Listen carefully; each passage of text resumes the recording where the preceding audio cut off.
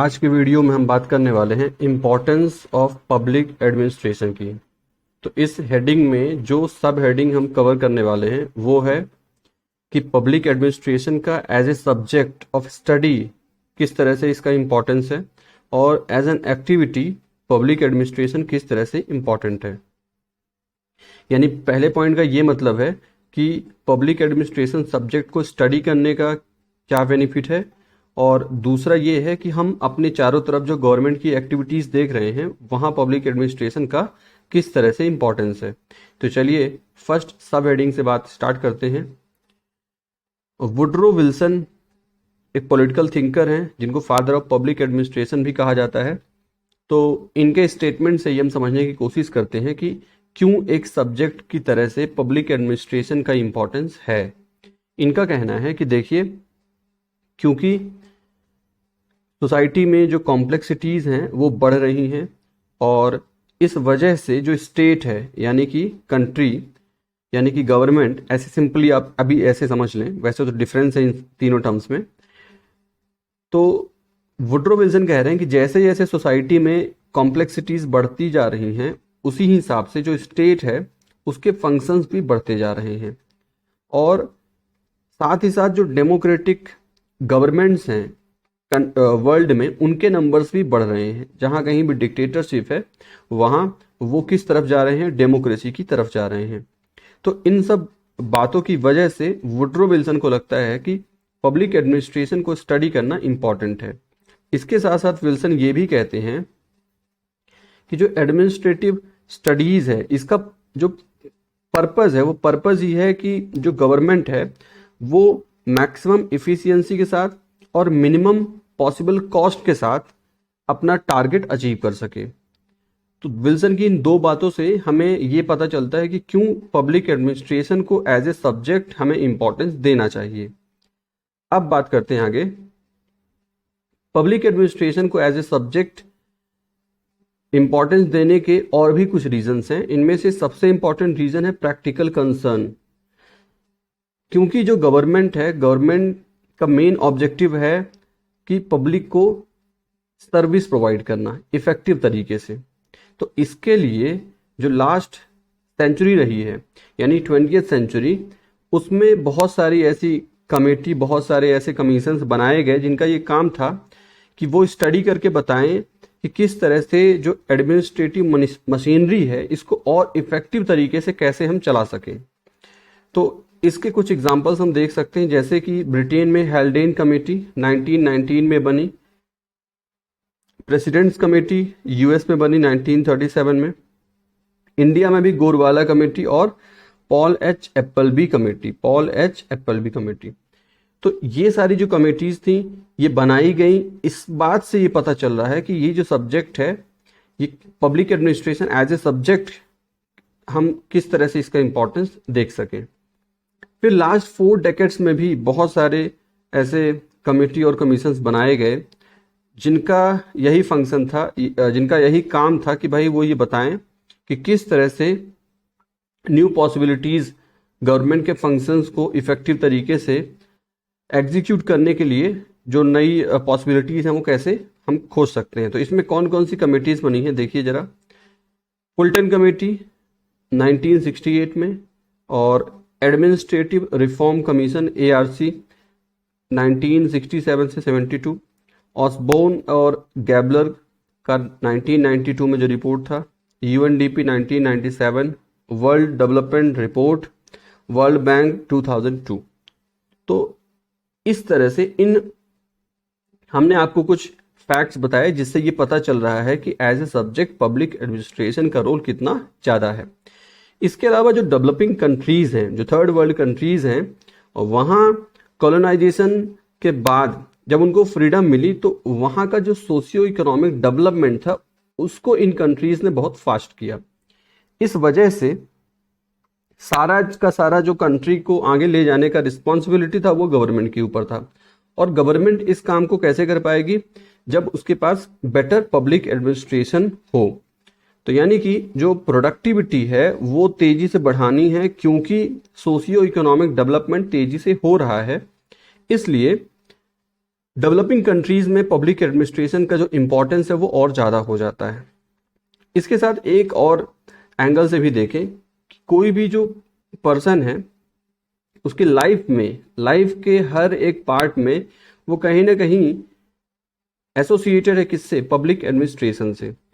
तो इस वजह से भी ये बात बड़ी नेचुरल सी है कि किसी को भी अपने आसपास गवर्नमेंट में क्या स्ट्रक्चर है, गवर्नमेंट में क्या चल रहा है, इसकी जानकारी के लिए उसको स्टडी करना जरूरी है पब्लिक एडमिनिस्ट्रेशन का। तो इसका मतलब जो किसी भी एजुकेशनल बैकग्राउंड के स्टूडेंट्स हों, चाहे वो कॉमर्स हो या वो साइंस हो, उनको भी पब्लिक एडमिनिस्ट्रेशन का स्टडी करना ही पड़ेगा। और जब ये स्टडी होगी तब वो गवर्नमेंट के स्ट्रक्चर को समझ पाएंगे। वो समझ पाएंगे कि प्रेसिडेंट का इलेक्शन कैसे हो रहा है, वो समझ पाएंगे कि प्राइम मिनिस्टर के फंक्शंस क्या हैं, वो समझ पाएंगे कि जो हमारा आईएएस ऑफिसर है या आईपीएस ऑफिसर है इनके फंक्शन क्या हैं। तो इन सब बातों से, जब इन सब बातों को समझ लिया जाएगा तब जाकर के रियलाइजेशन होगा किसका, सिटीजनशिप का। तो ये जो फीलिंग है ये तभी अच्छे से डेवलप होगी जब पब्लिक एडमिनिस्ट्रेशन को एज ए सब्जेक्ट इंपॉर्टेंस दिया जाएगा। अब बात करते हैं importance of public administration as an activity. तो देखिए इसको भी हम कुछ पॉलिटिकल थिंकर्स हैं उनके स्टेटमेंट से समझने की कोशिश करेंगे कि एक्टिविटी के रूप में भी पब्लिक एडमिनिस्ट्रेशन का क्या रोल है, इंपॉर्टेंस क्या है। विल्सन क्या कह रहे हैं, विल्सन कह रहे हैं कि देखिए भाई एडमिनिस्ट्रेशन जो है ये गवर्नमेंट का सबसे वाइटल पार्ट होता है और ये मोस्ट विजिबल पार्ट होता है। आपको जो दिखाई देगा गवर्नमेंट, जब बोलते ही आपके दिमाग में जो पिक्चर बनती है वो उसके एडमिनिस्ट्रेशन की बनती है। इसी तरह से ब्रुक्स एडम्स क्या कह रहे हैं कि देखिए भाई जो मेन फंक्शन है ना एडमिनिस्ट्रेशन का वो है सोशल चेंज। सोशल चेंज यानी कि सोशल एवोल्यूशन, अगला जो टर्म इन्होंने दिया वो क्या, सोशल एवोल्यूशन। ये कह रहे कि यार सोशल एवोल्यूशन के लिए और सोशल चेंज के लिए ये एक फाउंडेशन का काम करता है, क्या, पब्लिक एडमिनिस्ट्रेशन। फिर इसके बाद नेक्स्ट जो स्टेटमेंट है वो है डॉनहम का।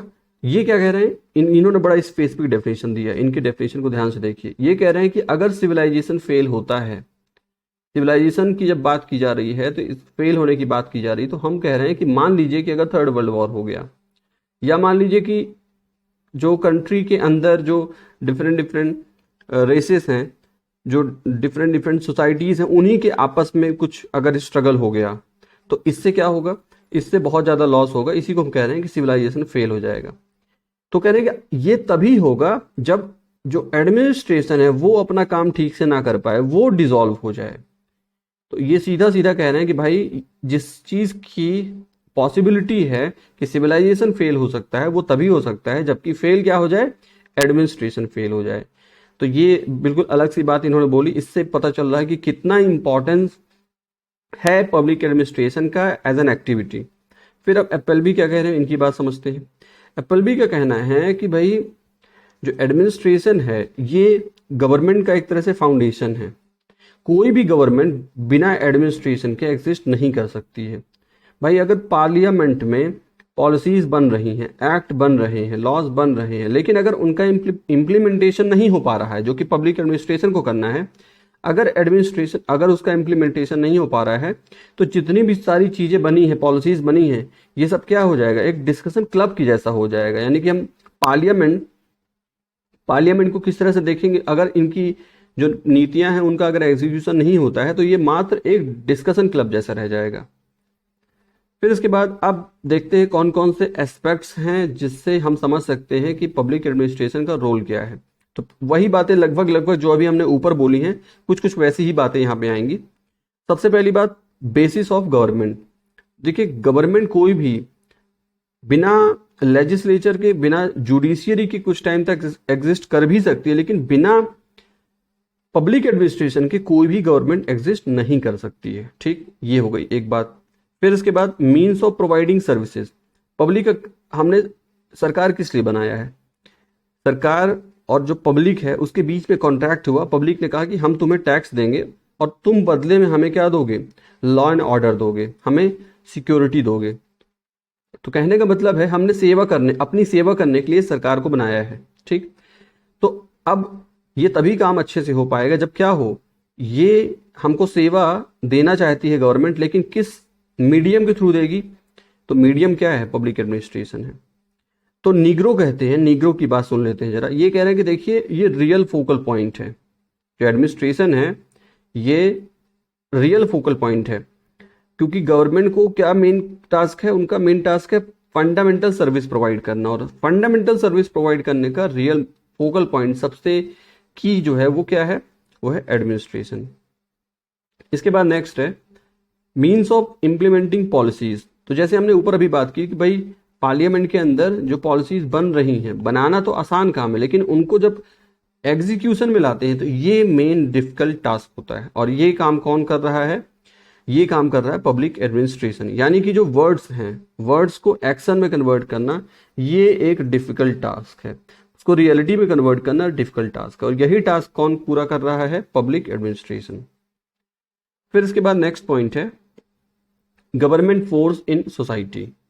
Government force in society. तो भाई देखिए, सोसाइटी में अगर स्टेबिलिटी लानी है तो इसके लिए फोर्स लगाना पड़ेगा, और यही फोर्स किसके थ्रू लगेगा? पब्लिक एडमिनिस्ट्रेशन के थ्रू लगेगा। अब देखिए, पब्लिक एडमिनिस्ट्रेशन जो है, सरकारें आती हैं, पार्टियां आती हैं जाती हैं, लेकिन जो एडमिनिस्ट्रेशन है वो कांस्टेंट बना रहता है। 5 साल बाद आप गवर्नमेंट चेंज कर देते हैं, लेकिन जो एडमिनिस्ट्रेशन है वो एज इट इज बना रहता है, और वो अपना एक्सपीरियंस अगले जो जो लोग आएंगे उनको शेयर कर दिया जाता है। फिर उसके बाद है means of social change and economic development. तो जैसा कि हमने ऊपर अभी डिस्कस किया था कि भाई जो डेवलपिंग कंट्रीज है वहां सोशियो इकोनॉमिक चेंज बड़ा रैपिड वे में हो रहा है, इसलिए जो पब्लिक एडमिनिस्ट्रेशन वो किस तरह से काम कर रहा है? एक मीन्स की तरह काम कर रहा है, माध्यम की तरह कार्य कर रहा है। इसके बाद है टेक्निकल फॉर्म। तो देखिए, ऐसा है कि क्योंकि टेक्निकलिटीज बढ़ती जा रही हैं, नए नए इन्वेंशंस हो रहे हैं, इनोवेशंस हो रहे हैं, तो इसलिए जो पब्लिक एडमिनिस्ट्रेशन है उसको हम कह सकते हैं कि भाई वो एक तरह से गैलेक्सी है। वो एक इतना, इसके इंपॉर्टेंस को बताने के लिए हमने क्या वर्ड यूज किया? गैलेक्सी की तरह। अब बात थोड़ा सुन लेते हैं, गेराल्ड कैडेन क्या कहना चाह रहे हैं। गेराल्ड कैडेन कह रहे हैं कि देखिए, मैं भी कुछ पब्लिक एडमिनिस्ट्रेशन को मैंने भी ऑब्जर्व किया, एक्टिविटी के तौर पे इसका क्या इंपॉर्टेंस है वो सुन लीजिए क्या कह रहे हैं। उनका कहना है कि देखिए, प्रोटेक्शन ऑफ पॉलिटी, जो भी पॉलिटिकल सिस्टम है उसको प्रोटेक्ट करने के लिए पब्लिक एडमिनिस्ट्रेशन का रोल है। सस्टेनेबिलिटी एंड ऑर्डरलीनेस, ठीक है, तो जो भी पॉलिसीज हैं वो सस्टेनेबल तभी रहेंगी, वो ऑर्डर में सब कुछ तभी रहेगा जब पब्लिक एडमिनिस्ट्रेशन सही तरीके से काम करेगा। Institutionalization of socio economic change.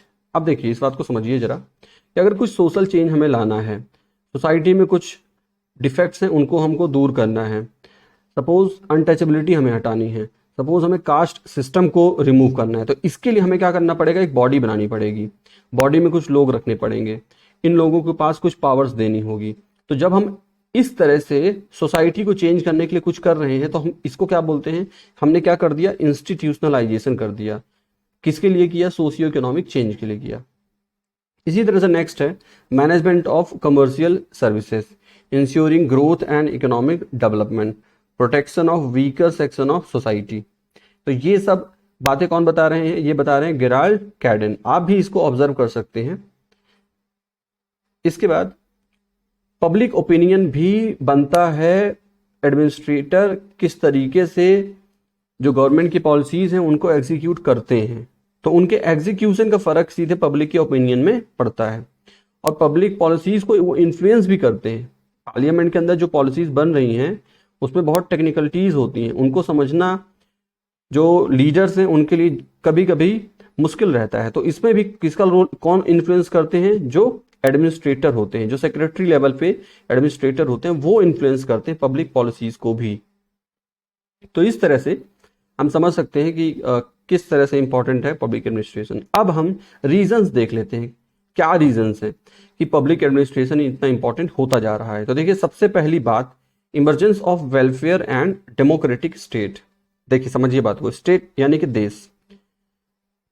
अभी सिंपल वर्ड्स में स्टेट को देश समझिए। तो पहले जब गवर्नमेंट का कॉन्सेप्ट बना था, जब सरकार का कॉन्सेप्ट बना था, स्टेट का कॉन्सेप्ट बना था, तब हमने क्या बोला था कि देखिए हम आपको देंगे टैक्स और बदले में आप हमको देना सिक्योरिटी। ठीक है भाई, हम टैक्स देंगे, आप सिक्योरिटी देंगे, बाकी आप और कुछ हमसे मतलब नहीं रखेंगे। तो यानी कि गवर्नमेंट का जो टास्क बताया गया, ट्रेडिशनल टास्क, वो क्या था? लॉ एंड ऑर्डर मेंटेन करना, लॉ एंड ऑर्डर मेंटेन करना। ठीक, और किसी काम में कोई इंटरवेंशन नहीं होगा, किसका? गवर्नमेंट का। तो इसको क्या बोला गया? Laces fire, laces fire. ठीक है, लेकिन बाद में ये हुआ कि नहीं भाई, क्योंकि बहुत चेंजेस आ रहे हैं सोसाइटी में, तो हम चाहते हैं कि आप जो है तो स्कूल भी खोल दीजिए, आप हॉस्पिटल भी खोल दीजिए, आप जो है तो कोविड वैक्सीन का डिस्ट्रीब्यूशन कितना होगा, क्या रेट होगा, इन सब को भी डिसाइड करिए। तो ये सब क्या हो गया? ये सब जो रोल गवर्नमेंट कहेगी, यार तुमने तो हमको पहले बोला था लॉ एंड ऑर्डर बस बनाना है, अब ये क्या क्या बोलने लग गए। तो पब्लिक ने कहा नहीं नहीं नहीं, अब आप जो है आपको लेसेस फायर वाले रोल से हटा करके हमने रोल आपका चेंज कर दिया। अब हम आपको नया रोल दे रहे हैं, क्या? वेलफेयर स्टेट का। वेलफेयर स्टेट का मतलब लोक कल्याणकारी राज्य, लोक कल्याणकारी राज्य। ठीक, तो इस तरह से इसके अलावा जो कुछ प्राइवेट इंस्टीट्यूशंस होते हैं उनको भी कहीं कहीं रेगुलेट करना होता है, कंट्रोल करना होता है। ये काम भी किसका हो जाता है? सरकार का हो जाता है। तो इस तरह से पब्लिक एडमिनिस्ट्रेशन का रोल यहाँ पे देखने को मिल जाएगा। फिर इसके बाद एक बड़ी घटना घटी पिछले 200-300 साल में, 200 साल पहले। वो क्या हुआ? इंडस्ट्रियल रेवोल्यूशन आ गया। पहले क्या होता था? पहले प्रोडक्ट कम बनते थे, कम लोग उसे खरीदते थे, कम कंजम्पशन होता था। फिर क्या हुआ? अचानक से किसी ने बता दिया कि यार इसको अगर हम फैक्ट्री बना दें, फैक्ट्री लगा दें, और उसमें जो प्रोडक्ट बन रहा है उस प्रोडक्ट के अलग अलग पार्ट्स को अलग अलग लोगों से बनवाएं और लार्ज स्केल पे बनवाएं, तो वो चीज़ क्या बनेगी? सस्ती बन जाएगी, ज़्यादा लोगों को हम दे पाएंगे और कम रेट पे दे पाएंगे। तो इस तरह से ये कॉन्सेप्ट आगे बढ़ा और इंडस्ट्रियल रेवोल्यूशन आ गया। ठीक है, बहुत सारे इसमें दूसरे फैक्टर्स थे। इसकी वजह से सोसाइटी में बहुत सारा चेंज आया। अब जो रिसोर्सेज थे वो कुछ लोगों के पास ज़्यादा हो गए, कुछ लोगों के पास कम हो गए। पावर, जो पुअर था वो और पुअर हो गया, जो रिच था वो और रिच हो गया। तो इस तरह से और भी कई प्रॉब्लम्स आई, जैसे कि जो वर्कर्स काम कर रहे थे तो उनके जो राइट्स हैं वो कम हो गए। तो इन सब चेंजेस की वजह से, इंडस्ट्रियल रेवोल्यूशन से बहुत बेनिफिट हुए, तो जो इनकी वजह से जो इसके साइड इफेक्ट्स थे, उन साइड इफेक्ट्स को न्यूट्रलाइज करने के लिए अब रोल किसका होगा? रिस्पॉन्सिबिलिटी किसकी रहेगी? पब्लिक एडमिनिस्ट्रेशन की रहेगी। इसीलिए बहुत सारे राइट को प्रोटेक्ट करने के लिए वर्कर्स, इंडस्ट्री के जो वर्कर्स हैं उनको, उनके प्रोटेक्शन के बहुत सारे लॉज बनाए गए, इंडस्ट्रियल लेबर लॉज बनाए गए। तो इस तरह से ये एक कारण है कि क्यों पब्लिक एडमिनिस्ट्रेशन इंपॉर्टेंट हो गया। ठीक, फिर इसके बाद साइंटिफिक एंड टेक्नोलॉजिकल डेवलपमेंट बहुत बड़ा रीज़न है ये, क्योंकि जिस जिस तरह से साइंटिफिक और टेक्नोलॉजिकल डेवलपमेंट हुआ तो हमारा जो इफ़िशियंसी है वो ज़्यादा हुआ, लेकिन इफ़िशियंसी ज़्यादा होने के साथ साथ फिर टास्क भी बढ़ गया, टास्क बढ़ गया, तो इसलिए पब्लिक एडमिनिस्ट्रेशन का रोल भी बढ़ गया। तो अब जो है बिग गवर्नमेंट और लार्ज एडमिनिस्ट्रेशन, ये कॉन्सेप्ट आने लग गया। फिर बात करते हैं इकोनॉमिक प्लानिंग। देखिए ये कंट्री है, अगर इस कंट्री में डिसेंट्रलाइज्ड प्लानिंग होती, अगर कंट्री में डिसेंट्रलाइज्ड प्लानिंग, यानी कि ये स्टेट है, ये अपने तरीके से अपने सोशियो जोग्राफिकल कंडीशंस के अकॉर्डिंग प्लानिंग करे, ये अपने सिचुएशन के अकॉर्डिंग प्लानिंग करे, सब लोग अपने अपने हिसाब से अगर प्लानिंग करें, ये काम आसान होता। लेकिन मुश्किल काम क्या है? मुश्किल काम ये है कि सेंटर में एक प्लान बनाओ और उसको हर जगह एग्जीक्यूट करवाओ। सेंटर में एक प्लान बनाओ और उसको हर जगह एग्जीक्यूट करवाओ, ये एक डिफिकल्ट टास्क है। यूनिफॉर्मिटी लाना मुश्किल काम है। लेकिन जो डेवलपिंग कंट्री है उनके लिए अच्छा, ज़्यादा अच्छी बात यही है कि डिसेंट्रलाइज्ड वे में काम हो, ये एक आइडियल सिचुएशन है। लेकिन यहां तक पहुंचने के लिए पहले हमको सेंट्रलाइजेशन से स्टार्ट करना होगा। तो सेंट्रलाइज्ड प्लानिंग को इसीलिए हमने क्या किया? अडॉप्ट किया। अब सेंट्रलाइज्ड प्लानिंग को अगर आपको एग्जीक्यूट करना है तो खतरनाक लेवल का क्या चाहिए आपको? एडमिनिस्ट्रेटिव मशीनरी चाहिए, ऑल इंडिया सर्विसेज में आपको ऑफिसर्स चाहिए। तो इस तरह से ये पब्लिक एडमिनिस्ट्रेशन का रोल इसलिए भी ज़्यादा हो जाता है। जितनी बातें हमने डिस्कस की उसके अलावा पॉपुलेशन ग्रोथ धमाकेदार तरीके से हो रही है, वेलफेयर वर्क कर रहे हैं, सरकार को, स्टेट को वेलफेयर वर्क करना पड़ रहा है, बहुत सारा नेचुरल मैन मेड डिजास्टर आते जा रहे हैं, सोशल हार्मोनी कम होती जा रही है, वायलेंस बढ़ता जा रहा है, कम्युनल रियोट्स हो रहे हैं, एथनिक वॉर्स भी हो रहे हैं, टेररिज्म अपने बिल्कुल पीक में है। तो भाई इतनी सब बातों की वजह से पब्लिक एडमिनिस्ट्रेशन का रोल इंपॉर्टेंट हो जाता है। तो आई होप आपको ये सब बातें समझ में आ गई होंगी। फिर भी अगर आपको कहीं पे किसी पॉइंट में कुछ डाउट हो तो आप कमेंट करके बता सकते हैं, मैं डाउट क्लियर करने की पूरी कोशिश करूंगा। Thank you.